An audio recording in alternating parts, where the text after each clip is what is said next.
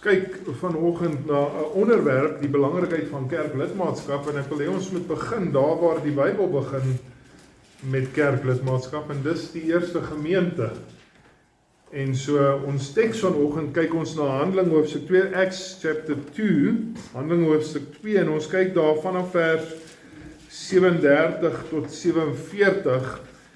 Nou net om so 'n bietjie agtergrond te gee, dis nou die oomblik van Pinksterdag, die Heilige Gees is uitgestort, en dan preek Petrus, en dit is dan uiteindelik die begin, sal 'n mens sê, van die gemeente, soos ons dit verstaan binne die konteks van die Nuwe Testament.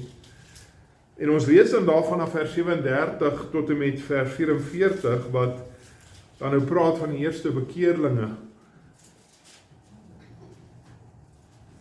Handelinge hoofstuk 2 vers 37 tot 47. Toe hulle dit hoor, is hulle diep in die hart getref en het vir Petrus en die ander apostels gesê, wat moet ons doen, broeders? En Petrus sê vir hulle, bekeer julle en laat elkeen van julle gedoop word in die naam van Jesus Christus tot vergifnis van sondes, en julle sal die gawe van die Heilige Gees ontvang. Want die belofte kom hulle toe, en julle kinders, en almal wat daar ver is, die wat die Here onse God na hom sal roep. Met baie ander woorde het hy hulle besweer en vermaan en gesê, laat julle red uit hierdie verkeerde geslag. Die wat toe sy woord met blydskap aangeneem het, is gedoop, en daar is op die dag omtrent 3000 siele toegebring. En hulle het volhard in die leer van die apostels, in die gemeenskap en die breking van die brood en die gebede. En die vrees het op elkeen gekom, en baie wonders en tekens deur die apostels plaasgevind. En almal wat gelowig geword het, was bymekaar en het alles gemeenskaplik besit. En hulle eiendomme en besittings het hulle verkoop en die opbrengs onder almal verdeel volgens wat elkeen nodig gehad het.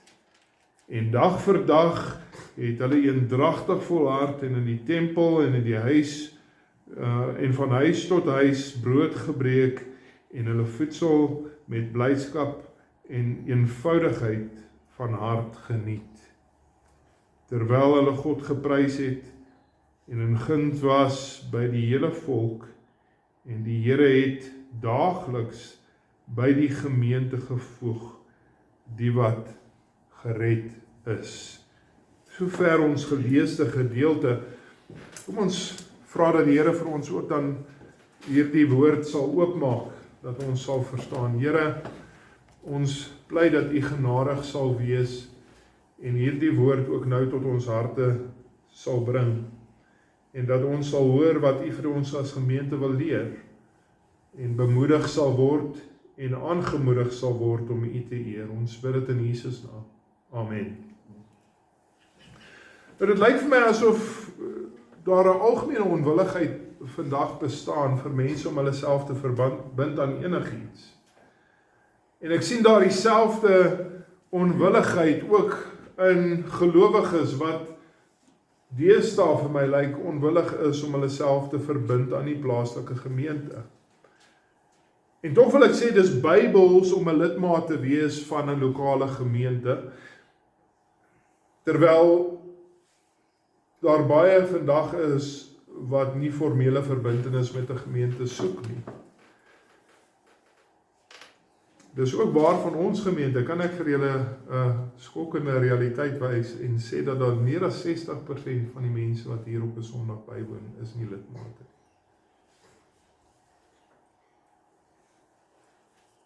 Nou, ek wil niemand dwing om 'n gemeentelid te word nie. Ek verwag ook nie dat almal wat nie lidmate is nie sal aansoek doen vir lidmaatskap nie. Al wat ek wil doen is om vir julle te wys dat die skrif wys vir ons dat kerklidmaatskap is belangrik. Dis al wat ek wil.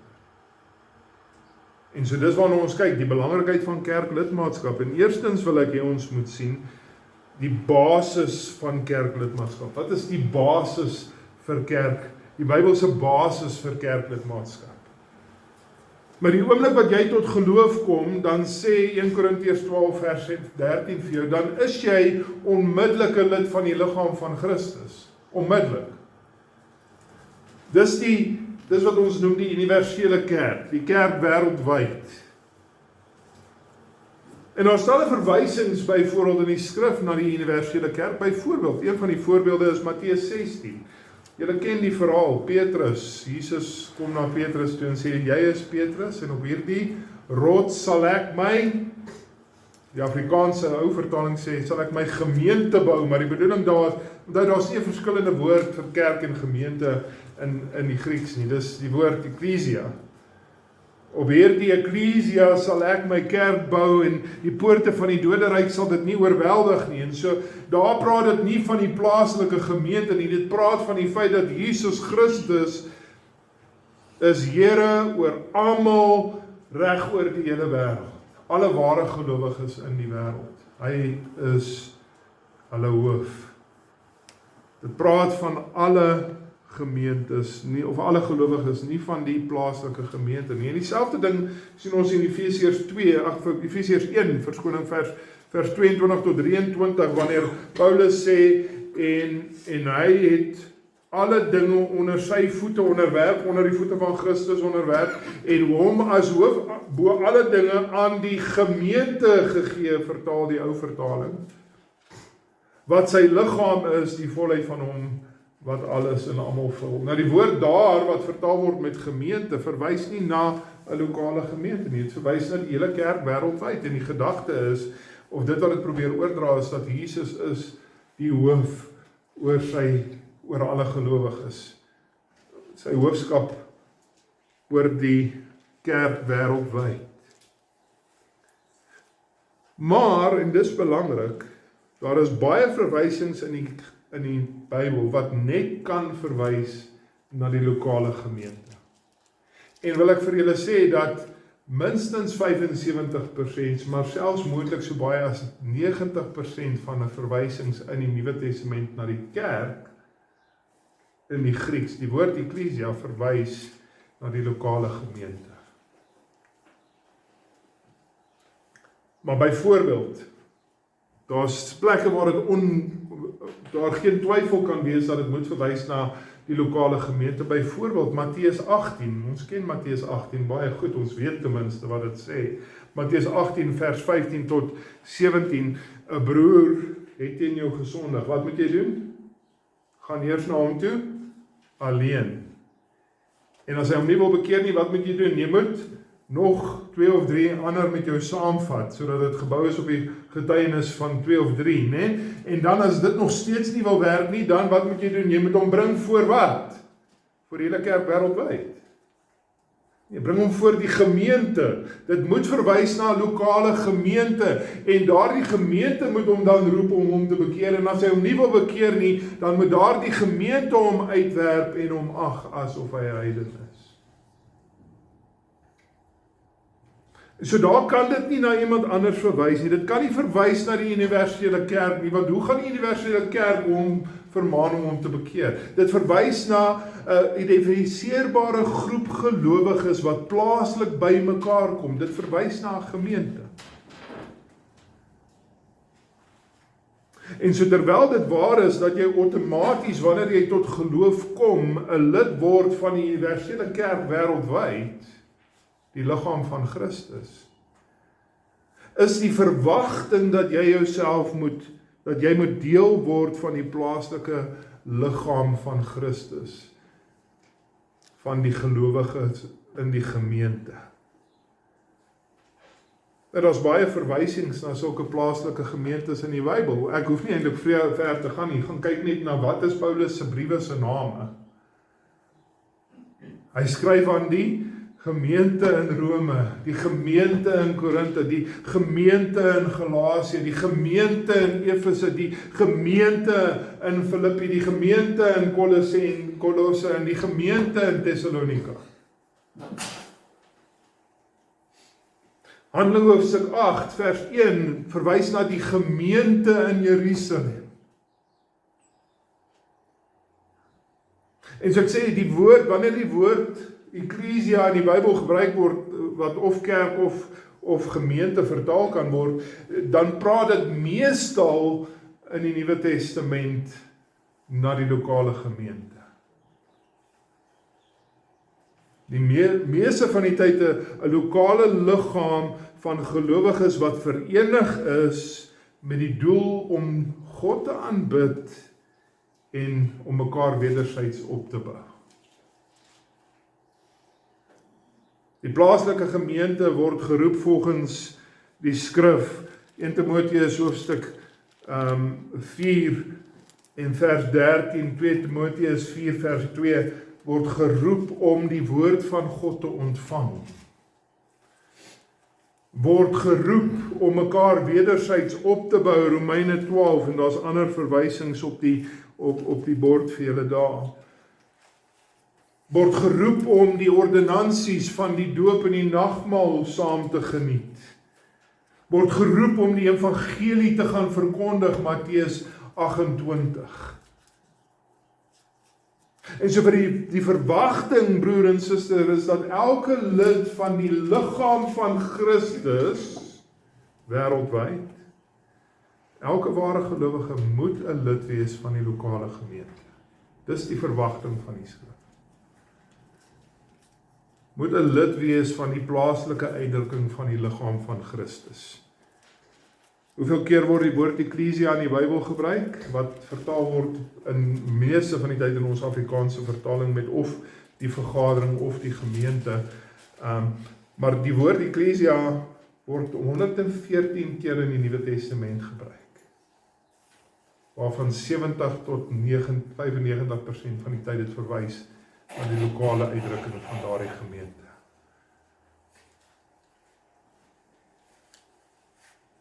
Nou wat gebeur as jy 'n kerklidmaat word? Jy verbind jouself formeel as 'n gelowige dan aan die liggaam van gelowiges. En wat is die doel daarvan om jouself aan hulle te verbind? Die doel daarvan is vir jou geestelike groei, maar ook vir die groei van die hele liggaam, van al die gelowiges. Die lokale gemeente, die plaaslike gemeente is die plaaslike uitdrukking van hulle wat gebou is op die rots van Christus, volgens Matteus 16. Hulle is die wat die liggaam van Christus is, wat onder sy gesag is, van Efesiërs 1 vers 22 tot 23. En wat belangrik is vir ons om te sien is dat die liggaam van Christus in die lokale sin, die lokale gemeente, die gelowiges wat by mekaar kom in die lokaal, het 'n verantwoordelikheid om mekaar te help, mekaar selfs te dissiplineer. Nee, Matteus 18 waarna ek al reeds verwys het. Ons moet vir mekaar sorg as medegelowiges. Elke plaaslike gemeente is afgesonder, is identifiseerbaar, is 'n liggaam van gelowiges. Hulle is mense wat as gemeente geroep is om te vergader, om te bou en te groei aan die gemeente of die kerk van Christus. Dis 'n groep gelowiges wat saam streef om die Here te eer en saam te gehoorsaam. En dit bestaan uit individuele gelowiges wat geroep is om deel te word van daardie lokale liggaam. Nou kom ek gebruik net, wys vir julle op 'n paar illustrasies nie van beskrywings wat die Bybel gee vir die lokale gemeente of vir die gemeente van Christus. Een van die eerste beskrywings wat die Bybel vir ons gee is dat dit is 'n gebou, die gemeente is 'n gebou. In Korintiërs hoofstuk 3 vers 1 tot 9, sê dat die gemeente is 'n gebou en elke gelowige, ons is soos die kleinkinders, ons is soos kleinkinders in Christus, sê dit. En tog sê die teks daar dat ons is geroep as medewerkers. Medewerkers in die akker of die gebou van God. Ander tekste verwys na die plaaslike gemeente as 'n tempel, die tempel van God, nee. Efesiërs 2 vers 21 en ons staan 'n ander tekste en dan ons is die tempel van God en elke gelowige is 'n lewende steen in daardie gebou, in daardie tempel. En elke plaaslike gemeente wat bestaan uit individuele gelowiges, elkeen van daardie gelowiges het 'n taak om te vervul, hulle het 'n plek om te vul, hulle het 'n verantwoordelikheid teenoor mekaar, hulle het nodig om mekaar te kan help en te vertrou. Broer en suster, wanneer die Bybel sê dat ons is die gebou, dat die gemeente is 'n gebou of die gemeente is die tempel van God, dan praat dit nie van lewende stene wat net rond lê waar hulle wil en soos hulle wil nie. Dit beteken nie ons kan kom en gaan soos ons wil nie, dit is dat elkeen van ons as lewende stene het 'n doel en 'n funksie om te verrig binne in die liggaam van Christus, binne in hierdie gebou. Vir hierdie beeld van die gebou of tempel om te werk, vir dit om te werk, moet die gelowiges formeel met die plaaslike gemeente assosieer. Dit vereis kerklidmaatskap vir hierdie illustrasie om te werk. Maar tweedens gebruik die Bybel die illustrasie of gebruik hy die verwysing om te sê dat ons is die liggaam van Christus, nee. Romeine hoofstuk 12 vers 4 tot 5. Die plaaslike gemeente is 'n liggaam en daardie liggaam word opgemaak uit verskillende lede wat elkeen sy eie funksie het. En saam kom hulle dan by mekaar en word die liggaam. Sodat elke lid aan die ander lede behoort. Ek sê weer, vir hierdie beeld om te werk, is die verwagting formele assosiasie met die lokale gemeente. Is die verwagting dat elke gelowige 'n lid moet wees van die plaaslike uitdrukking van die liggaam van Christus. Die derde illustrasie wat gebruik word in die Bybel is om van die gelowe of van die kerk te praat as 'n familie. Die familie van God. Dit bring my by 'n baie interessante teks. 1 Timoteus hoofstuk 3 vers 15. Paulus praat met die jong predikant Timoteus, en hy is die predikant van die gemeente in Efese en hy sê vir hom, hy wil vir hom wys, hy wil hom leer sodat hy kan weet hoe iemand hom moet gedra in die huis van God, wat die gemeente van die lewende God is. Binne in die huis van God, hoe moet elke gelowige homself gedra as deel van die gemeente van die lewende God, as deel van God se huisgesin. So dis die gedagte hier. Die gedagte hier is dat ons is almal kinders in God se huisgesin, ons is lede van God se familie en soos Efesiërs 2 vers 5 sê, ons moet onsself oorgee aan die gesag van Jesus Christus en in hierdie familie aangeneem word. Nou kom ek vra vir jou 'n vraag, broer en suster. As ons dan familie is van God, dan beteken dit wat? Dis waar ons die gebruik kry om te praat van broers en susters, is dit nie? Dis waar ons die gedagte kry om te praat van medegelowiges as broers en susters. Dit impliseer 'n verhouding nie net met God nie. Dit impliseer dat ons 'n verhouding met mekaar sal wees, dat ons 'n verhouding met mekaar sal bestaan. Geen familie is 'n ware familie as mense net terloops kom en gaan soos hulle wil nie.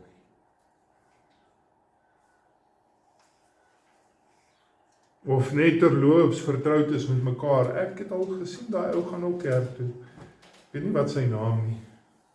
Ek weet nie wat sy adres of waar hy bly of hoe hy in die situasie inpas nie. Dit kan nie werk nie. Dit kan nie deeg nie. Dit kan nie deeg nie.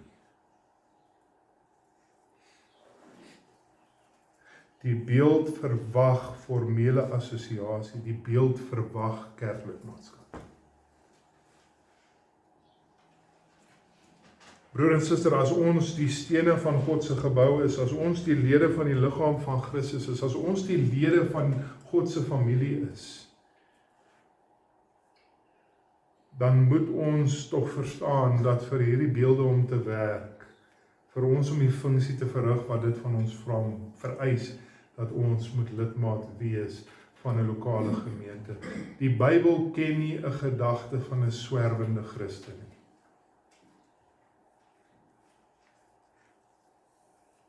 Gelowiges is hulle wat hulle self verbind aan die lokale gemeente. Tweedens wil ek wys die Bybelse verwagting is kerklidmaatskap. Die Bybel verwag kerklidmaatskap.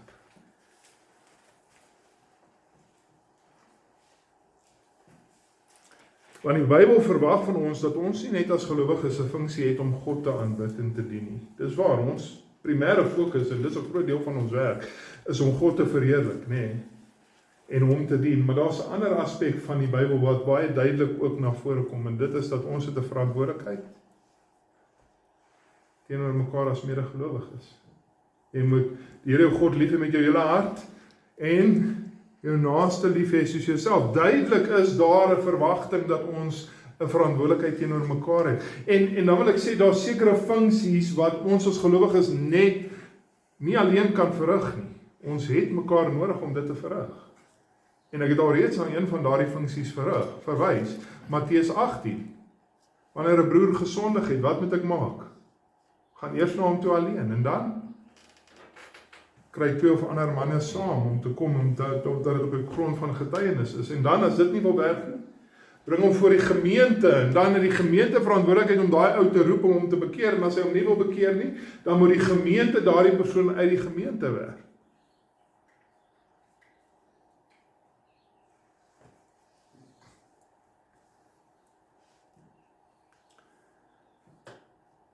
Dat die gelowiges tot geloof geroep is, en dis nou die teks wat ons vanoggend gelees het. Handelinge hoofstuk 2, vers 41 tot 47, daar's 'n ander teks ook. Die oomblik toe hulle tot geloof gekom het, het hulle bekeer, hulle het in Jesus Christus geglo, hulle is gedoop, en hulle is by die plaaslike gemeente gevoeg. En hulle het gereeld by mekaar gekom, met wat is hulle doel? Handelinge 2 vers 42. Hulle het gereeld by mekaar gekom om hulle te wy aan die leer van die apostels, en in die gemeenskap en in die breking van die brood, die nagmaal, en in gebede. So dis hoekom die gemeente by mekaar kom, en dan is daar verantwoordelikhede wat ons as gelowiges het. As jy 'n ware gelowige is, dis die verwagting wat die Here van jou het. In gehoorsaamheid aan God, moet jy jouself beide onderwerp, die Bybel sê dit, moet jy onderwerp aan die ouderlinge, en moet jy jouself onderwerp aan die medegelowiges.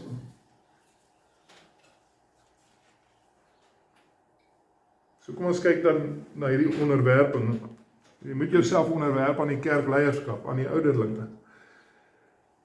Handelinge hoofstuk 20 vers 28 sê dat die ouderlinge is geroep om te sorg vir die kudde van God. 1 Tessalonisense 5 sê ons moet sorg vir hulle onder wie ons arbei.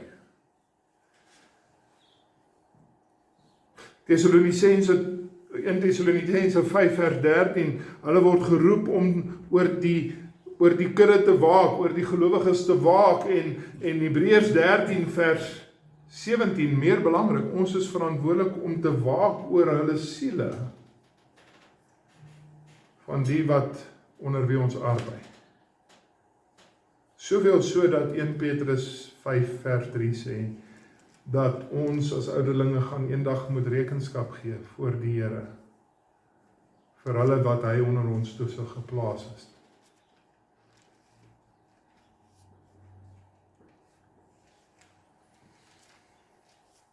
So God se verwagting is dat alle gelowiges hulle self gewilliglik sal onderwerp aan die sorg en die gesag van die ouderlinge. En as jy dit nie doen nie, dan is jy ongehoorsaam aan die Here.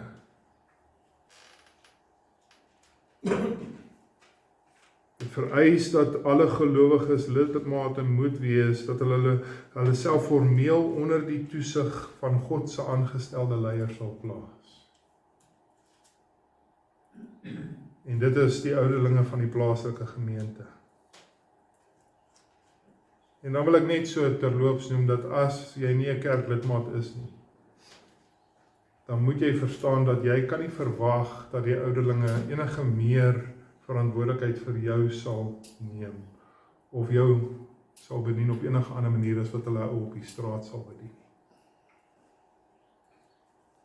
Want jy is nie onder die sorg geplaas nie, jy het jouself nie onder hulle gesag geplaas nie.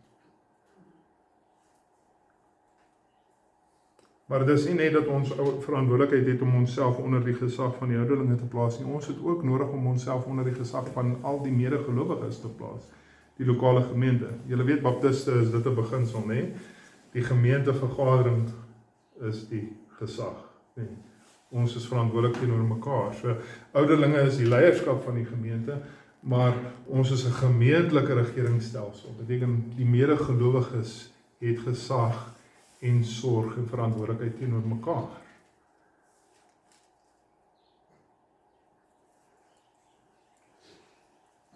En 'n voorbeeld daarvan is natuurlik Matteus 18, waarna ek nou al 2 keer verwys het. As 'n gelowige gesondig het, gaan hom alleen. As dit nie werk nie, vat 1 of 2 saam. As dit nie werk nie, vat hom vir die hele gemeente. So duidelik het die gemeente gesag om daardie gelowige wat hom nie wil te bekeer nie, om hom uit die gemeente te sit. Of hulle het die gesag en die verantwoordelikheid en die sorg om hom te roep en te sê, bekeer jou van jou sonde en kom terug.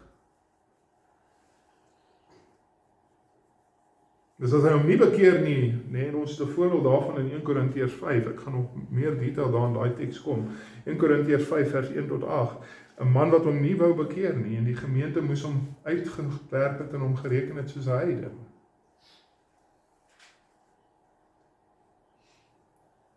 So dis duidelik dat tensy jy jouself onder die sorg en die gesag van die gemeente plaas, of die lede van die gemeente plaas, dan is dit nie moontlik vir hulle om daardie verantwoordelikheid teenoor jou na te kom nie. Hulle kan jou nie tot bekering roep, of jou uit die gemeente sit nie. Hoe sit hulle jou uit 'n gemeente as jy nie in 'n gemeente is nie? Die verwagting hier is kerklidmaatskap. Maar as nie net in die geval van kerkdissipline waar dit nodig is dat ons verantwoordelikheid vir mekaar moet vat en vir mekaar moet sorg nie.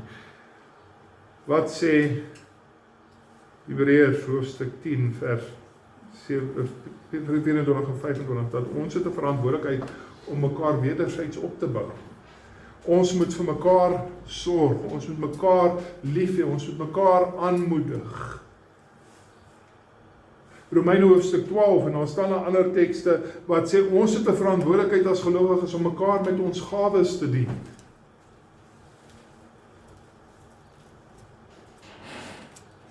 In 1 Timoteus hoofstuk 5 en vers 9 het hulle geweet, die gemeente het hulle geweet wie is die weduwees wat in aanmerking gekom het om finansiëel gehelp te word in die gemeente. Hulle het geweet wie hulle is. In Handelinge hoofstuk 2 vers 41 tot 47, en daar's 'n ander teks ook, Die nuwe gelowiges is elke dag by die gemeente gevoeg. Hulle het geweet wie is bygevoeg.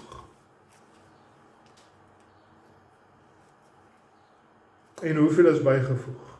Handelinge hoofstuk 18 vers 27 en daar's baie ander tekste wat dieselfde ding oorbring. Wanneer 'n gelowige van een dorp verhuis het na 'n ander dorp, dan het hulle vir hom 'n brief geskryf van aanbeveling. Daar was formele assosiasie met die gemeente. Hulle het geweet wie dit is.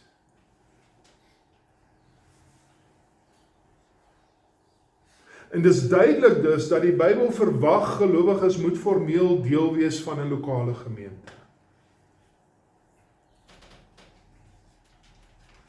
Dat gelowiges hulle self onder die sorg en die gesag van die gemeente raad, of ten minste dan in die kerk, van die kerkleierskap, die ouderlinge, en onder die sorg en gesag van die gemeente, die medegelowiges sal plaas.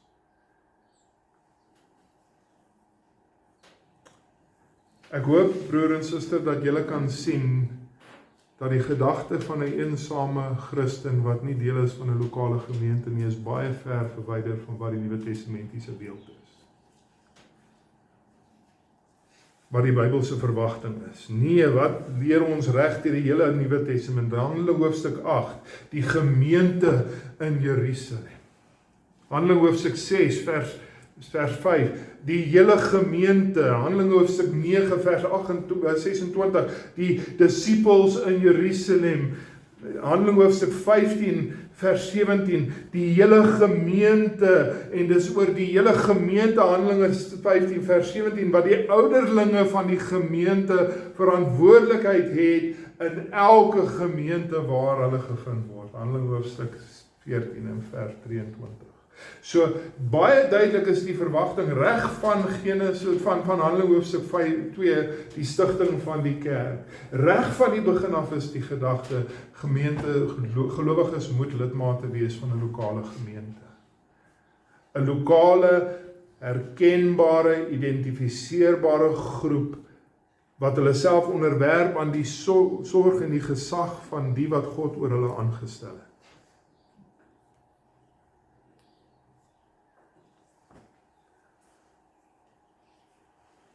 Die Nuwe Testament is vol instruksies, is vol verwagtinge, is vol instruksies van hoe ons as kerk moet funksioneer. En wat ons verantwoordelikheid teenoor mekaar is. Hoe ons vir mekaar moet sorg, hoe ons gesag oor mekaar moet uitoefen, hoe alles moet geïmplementeer word binne in die kerk. Dit alles wys formele kerklidmaatskap is die verwagting van die skrif. Dit was nie 'n nagedagtenis of iets wat later bygevoeg is nie. Dit was deel van God se plan vir ons beste reg van die begin af as gelowiges.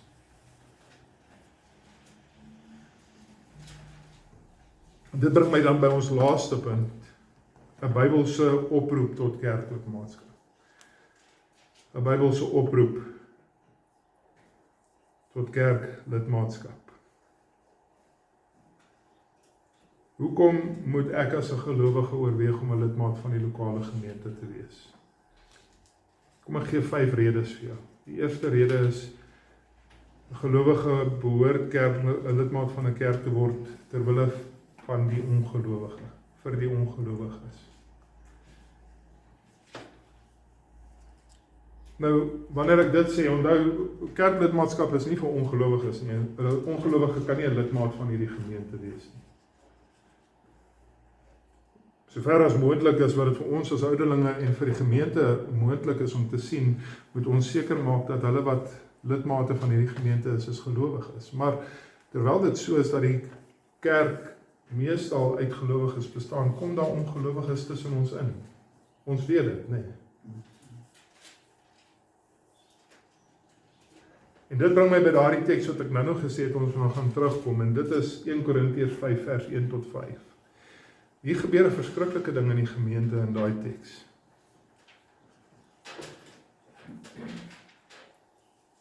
‘n gelowige word skuldig gevind aan seksuele immoraliteit. wat vermoedelik lyk in die konteks asof dit verwys na bloedskande, seksuele verhouding met familielede. Dis wat gebeur, 'n gelowige is skuldig aan dit.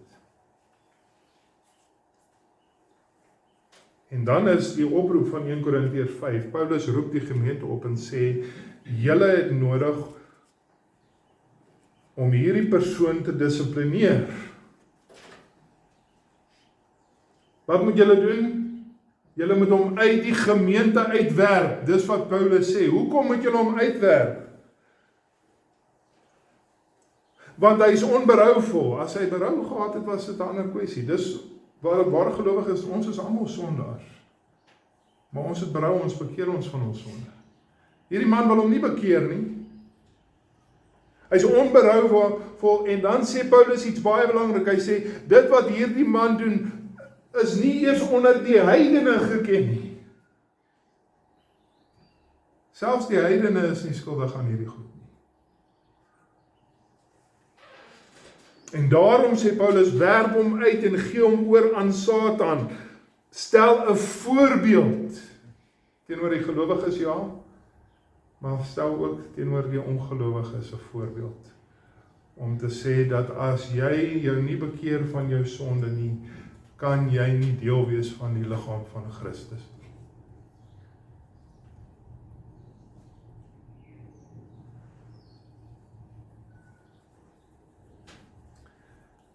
As iemand onbekeerd voortleef in sonde, dan kan hy nie gereken word as 'n ware gelowige nie. Want terwyl dit waar is dat alle gelowiges, alle Christene sondig, ek myself ingesluit.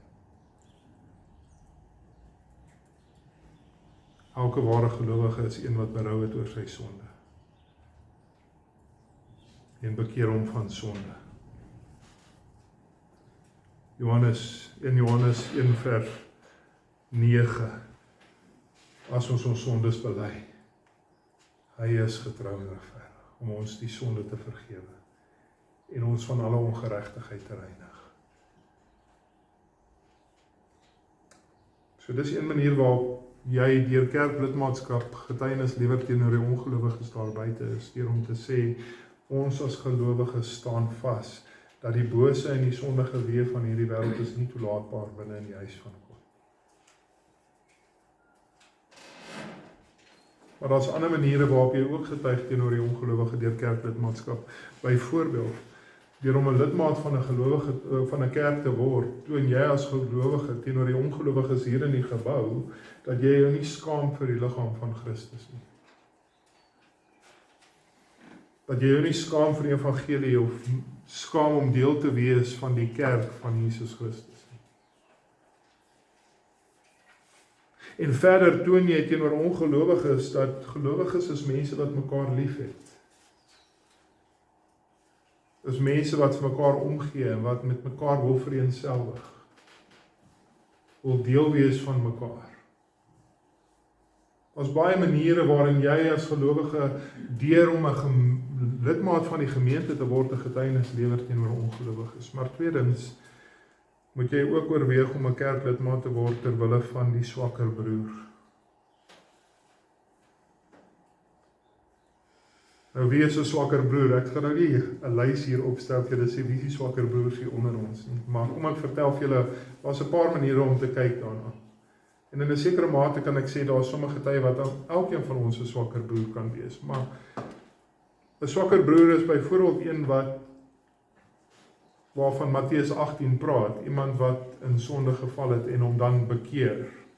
As hy hom nie bekeer nie, dan moet jy hom reken as 'n ongelowige, ja, maar as hy hom bekeer en hy het geval in sonde, dan is hy 'n swakker broer. So, jy het nodig om ek sê jou aanmoedig om 'n gemeentelid te word ter wille van die swakker broer, sodat jy 'n broer kan wys op sy foute en ons sal roep tot bekering.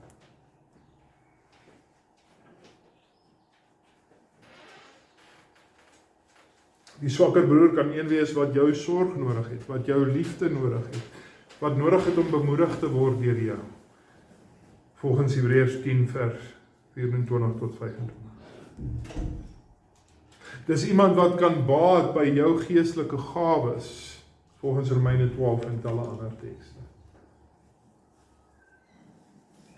Dit kan iemand wees wat 'n nuwe gelowige is, en wat nog nie al die dinge van die geloof verstaan nie, en jy kan deur lidmaatskap vir hom wys en hom help en hom ondersteun.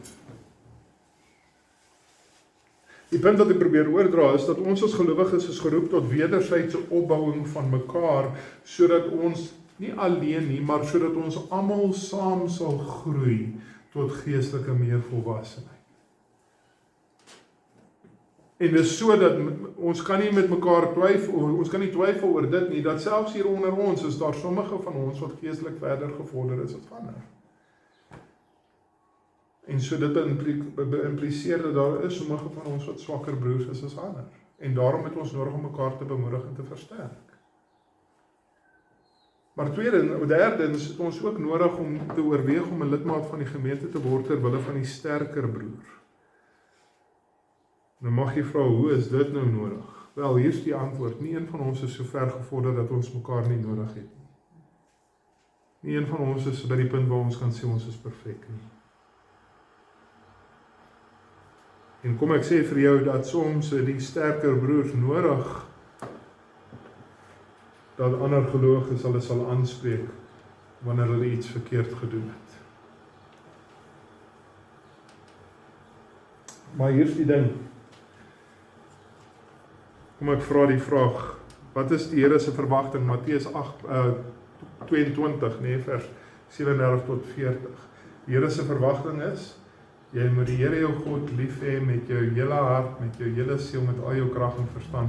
En jy moet jou naaste lief hê soos jouself. Is daar enigiemand hier wat sy hand wil opsteek en sê hy kry dit perfek reg? Die selfs die bestes van ons het nog nodig om te leer, het nog besig om te groei, nodig om te groei. Ons het nog nie dit volmaak bereik nie, ons het almal nodig om te groei, maar daar's nog iets wat daarby aanpas.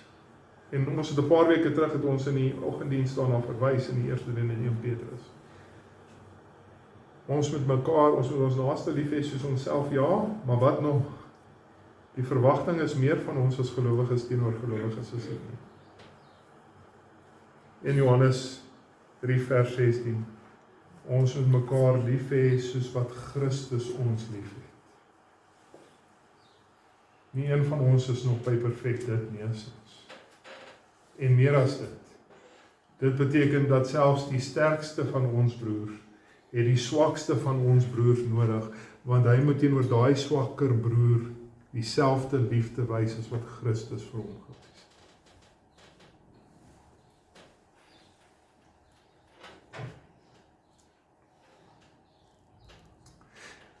Om 'n lidmaat van die gemeente is te wees, groei daardie besorgdheid oor mekaar.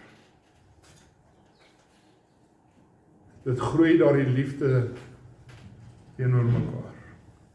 En meer as dit skep ook die geleentheid om liefde te wys op maniere waar ons andersins nie sou kon nie.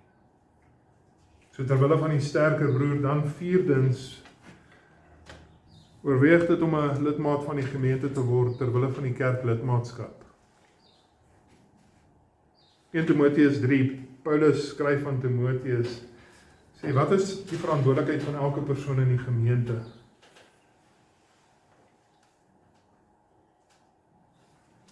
Hy sê dat, wat is jou verantwoordelikheid, Timoteus? Wat is jou verantwoordelikheid as predikant teenoor die gemeente, as ouderling in die gemeente? Wat is jou verantwoordelikheid? Dat jy moet vir elkeen in die gemeente sorg en na hom omsien, soos wat jy sou doen vir die mense van jou eie gesin.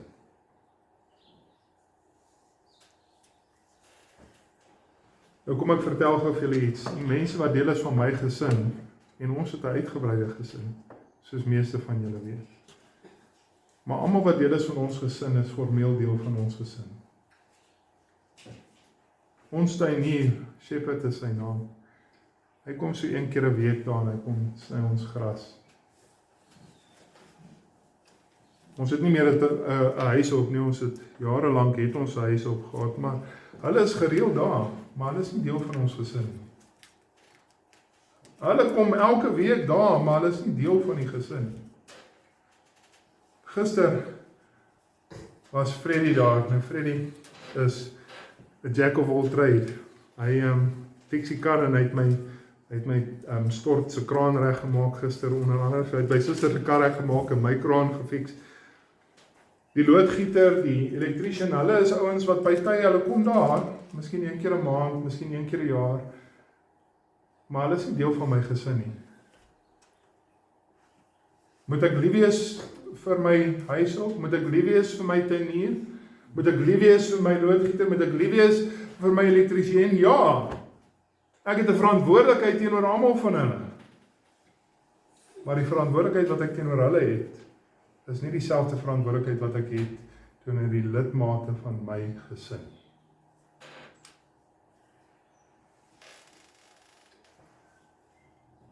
Broer en suster, en ek stel dit nou blaatant, tensy jy 'n lidmaat van die gemeente is, kan jy nie verwag dat die ouderlinge dieselfde level vlak van sorg vir jou sal gee, as wat hulle gee vir hulle wat lidmate is nie. Die ouderlinge is geroep om te sorg en gesag te hê oor die wat die Here onder hulle gesag geplaas het. Ons kan net verantwoording doen en sal net verantwoording doen en is net verantwoordelik om te help hulle wat formeel deel is van hierdie liggaam. Ons kan liefde bewys, ons kan aanmoedig, ons kan probeer versterk hulle wat nie lidmate is nie, net so wat ek probeer om te bemoedig en versterk wanneer die tuinier daar kom of die elektriesien. Maar ek het geen gesag of formele verantwoordelikheid vir hulle wat nie hulle self onder die gesag wat God daar gestel het wil plaas. Laastens.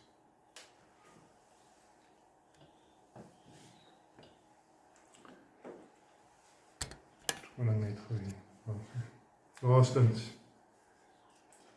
Oorweeg dit om 'n lidmaat van die gemeente te wees ter wille van die Here ons God.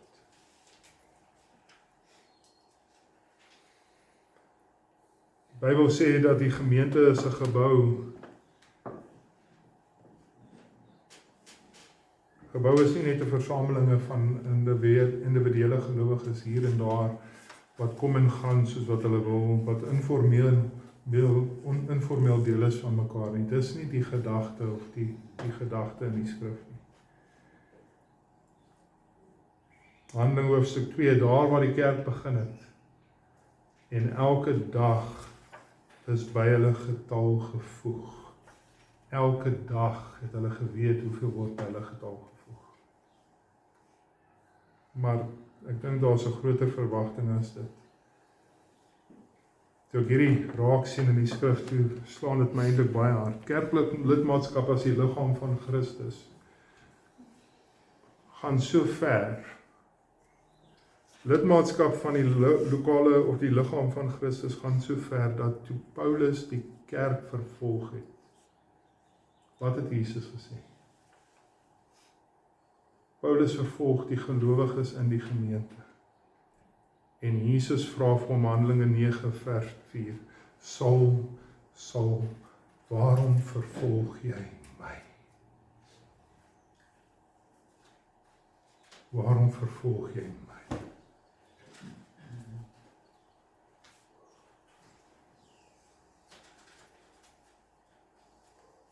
Openbaring 21 sê dat die gemeente is die bruid van Jesus Christus, wat haarself pragtig toeberei vir haar bruidegom.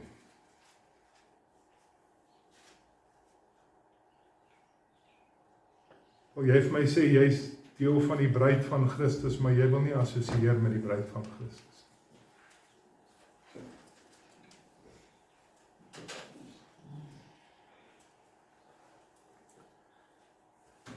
God wil hê dat gelowiges formeel met die gemeente moet assosieer.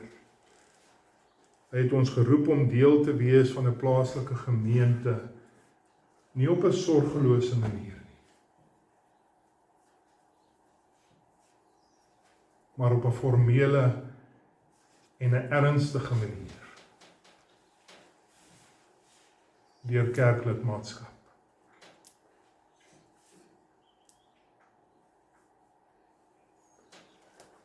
Broer en suster, gemeente lidmaatskap was die standaard reg van die begin af in Handelinge hoofstuk 2.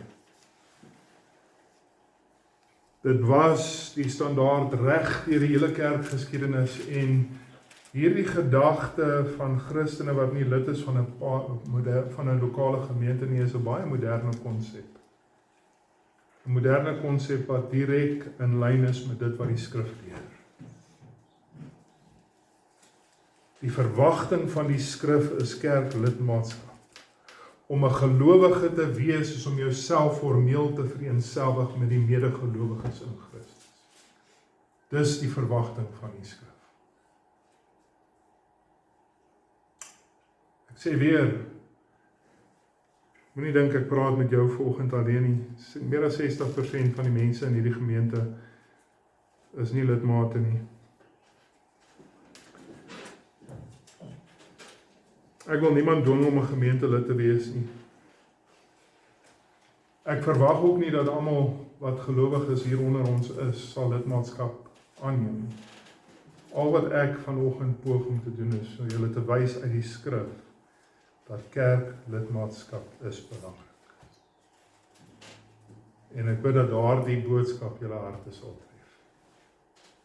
Amen. Kom ons bid.